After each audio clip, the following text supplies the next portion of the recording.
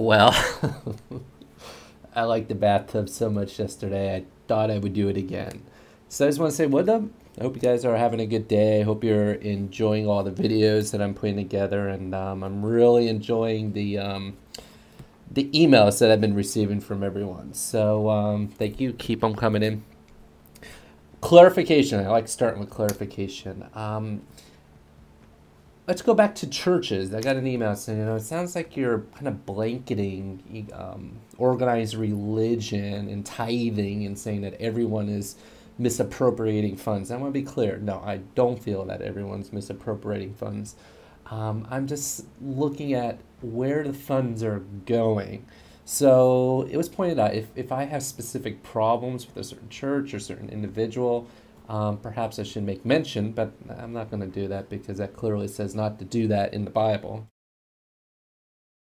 I'm in a bathtub, in my clothes this time, but, things along those lines. I just want to be real with what we're doing.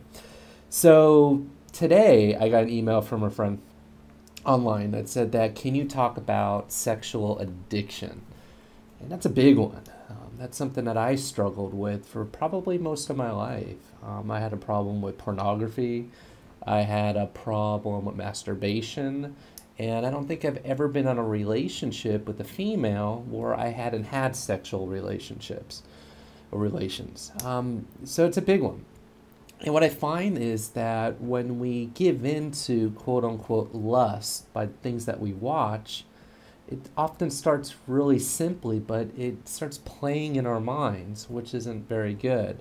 Today's society has, as I call it, the Antichrist society, considering most of us call ourselves Christians or we believe in Jesus, has totally turned a blind eye to the content that we put on television. Sex sells, and unfortunately our marketers and advertisers have taken advantage of that for so many years. And it starts when a child is really young. How many of you have ever been in a home where a little kid is watching something where mom says, hey, I don't want him to watch that or her, but dad goes and says, well, that's okay. But what is that our children are taking in? So they often say, well, it's okay, keep an open mind, expose our children to these things, and perhaps they won't be all whacked out when they grow up. Well, it doesn't quite work that way. And because we're so plugged into sex, especially being a guy, every woman that we tend to look at, we lust within our eye.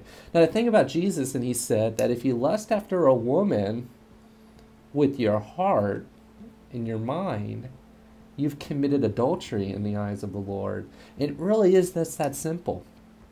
Pornography on the internet's everywhere, and pornography turns into sexual perversions in real life. The fantasies that we have in our head, we take away our emotions and our affections from our wives or our husbands, but I only can speak for guys. So here we are fantasizing about another woman while we're with our woman, and just that isn't right. So what happens with the fantasies and this weird dynamic that happens with our mates is that we're constantly searching in our mind for what we feel would be the ideal mate for us. Always, the grass is always greener on the other side. And how many of you guys are always hanging out with guys? It's all about girls. Look at her, you know what? Look at this, look at that. Somebody's got to stop that, and it's got to start with you. So being a Christian man, you know that we're not supposed to be doing these types of things, and the only way you can really stop these things is to stop yourself and put it up to the Lord. Lord, help me. Help me have more faith in you so you can help break these strongholds within myself. And if you can break those strongholds within yourself, slowly your actions will start taking effect with those that you have in your life, especially your friends. But you got to kind of go out there in the real world and say, yeah, I'm a guy. I'm going to be attracted to what women look like. I'm going to be attracted to what women are wearing. And that's a whole other conversation for women. Women, you need to stop dressing so provocatively. Why are you showing all your goods? Is that what you say that you're good for because of my rack? Because of my rear end or whatever that may be? You're sending mixed messages here. You want to be treated with respect, but yet you want to be treated like a piece of meat. And us guys play into that, and you give it into the men, which is totally wrong. So for men, if you see a beautiful woman walk by, glance, but not stare. Glance, but not go through this thing in your mind, but you got to change the point of view to something else. You just got to start doing that. And as far as the pornography, you got to get it off the computer. off completely. It's an addiction. It's an addiction as if it were a drug. It took me years to get that off my computer. And before that, it was the magazines, hiding them. I was married for many, many years, and yet I had this addiction with pornography. And my wife would find out about these things, and I would just totally like be like, well, what can I do? And then she would throw it away or whatever, and I'd find it and put it back. It was like being a drug addict. But we got to stop that. I mean, a lot of this for us guys, it goes all the way back to our teenage years. So you're talking about something that's been a stronghold in our life that God doesn't want us to have any longer. Now, people go, well, I'm in a relationship, I'm having sex, but are you married? And that's something that I struggle with. Why would God want me to be married, to have sexual relations with somebody else? Well, can you imagine a love that two people could share if they're intimately connected before they get married? So that way when they do get married, it means that much more. But I struggle with that. I question it, but how can I question God? We're talking about God here.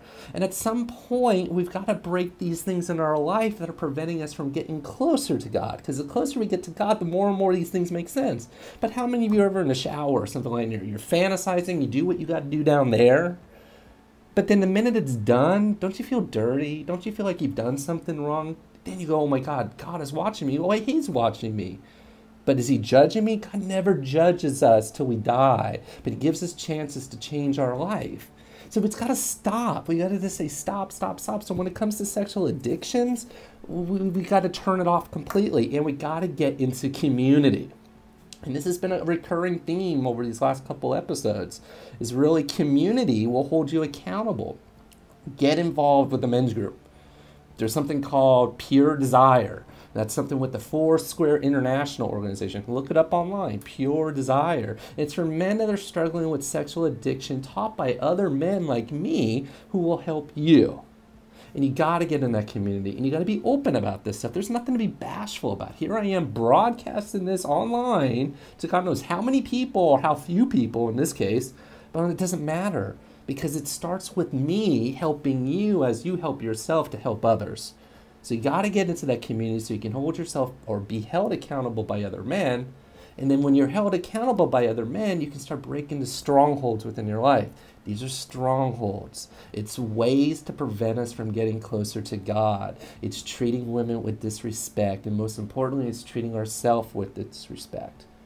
So when it really comes to this, you gotta really let go and let God. And I'm going to continue this because it's 8 minutes and something seconds into this, but this is a deep subject. And this is something that my friend Pastor Egypt McGee addresses in his book called Life, The Struggle Within. So I'm going to get deeper into this. But I just want to let you know that if you're struggling out there with sexual desires and you're struggling with pornography and addictions and you're in a relationship where you're not supposed to be having sex but you are, don't fret. I'm here. We're here to help you. But on the same note, we got to come through this again because us men need to step up to the men that we are, and we're men of God. We're reflections of Jesus Christ. So with that said, prayers out to our friends in Dallas whose nephew is having problems with heroin, and all those prayer requests that keep coming, and I pray for each and every one of you. So with that said, this is William Michael, and this is my daily message, and don't forget, thank God for life, and open your heart up to Him changing your life. So with that said, William Michael, peace.